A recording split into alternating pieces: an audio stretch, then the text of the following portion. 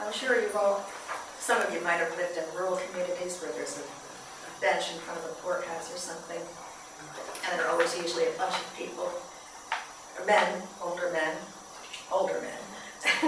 sitting around just, shooting the breeze. This is called benchmarks.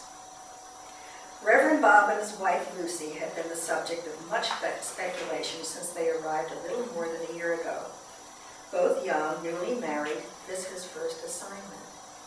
They came from Arkansas, considered by some in their small northern and Atlantic community as almost a foreign environment. They secretly referred to him as their hillbilly pastor. He was tall, sinfully good-looking, and more than affable with a soft drawl that set teen girls to drooling and drew flirtatious giggles from the modern young housewives. He took a mile run around the village every morning, hailed all the dogs and kids.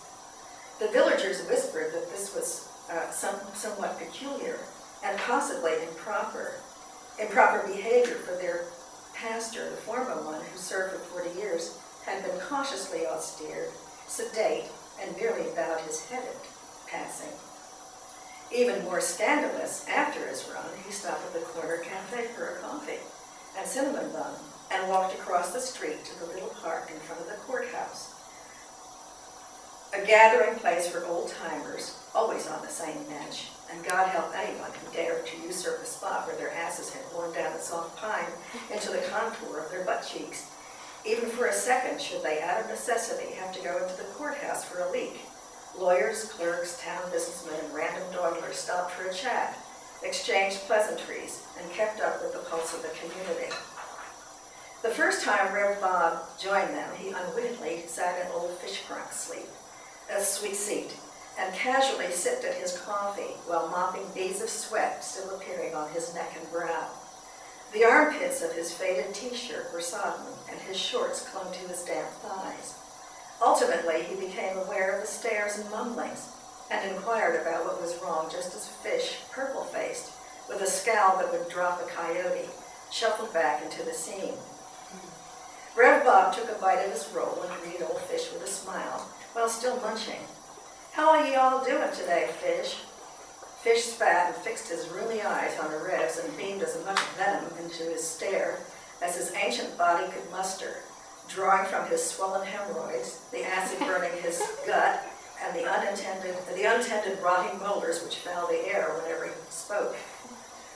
Rev Rob had quickly caught the negativity of the situation from the nervous shifting of bench-warming behinds, uncomfortable coughs, and eyes fighting to avoid contact, yet still not wanting to miss what could become a blistering confrontation. Fish, after all, was the town patriarch, town historian, archivist of biographical tidbits, chronicler of scandals. Older than Moses, wily as Ramses, the bench is his throne, where he holds court, and he expects his due respect, even from the goddamn preacher. "Something wrong, Fish?" Vince Anglin sputtered. "You're in his seat, Reverend." Rev Bob reddened, jumped up, knocking over his extra-large coffee, creating a mini Mississippi which flowed around Fish's shoes, making him an island, albeit a volcanic one, about to erupt. "So sorry, I didn't know." Fish maintained his stare, stamped his foot, causing hot coffee to splatter, leaving caffeine freckles up and down Rev Bob's naked leg. Then he tugged the red engineman's bandana he wore around his neck and carefully wiped the bench seat, his seat, the one the Reverend had just vacated.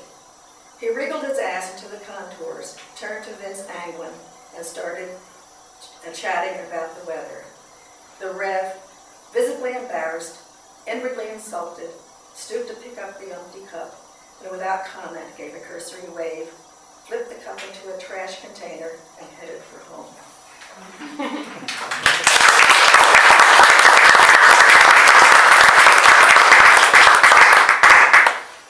From the obnoxious to the sublime.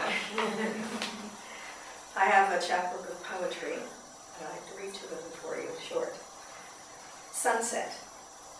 A blanket of purple and raspberry hue, a mantle of velvet with folds of dark blue, and occasional stripes of rose and peach too. A celestial shawl fringed with soft golden thread. Lavender pillows adorn the great spread.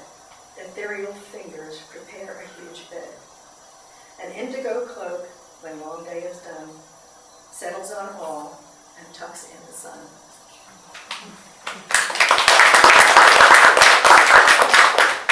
Veiled moon.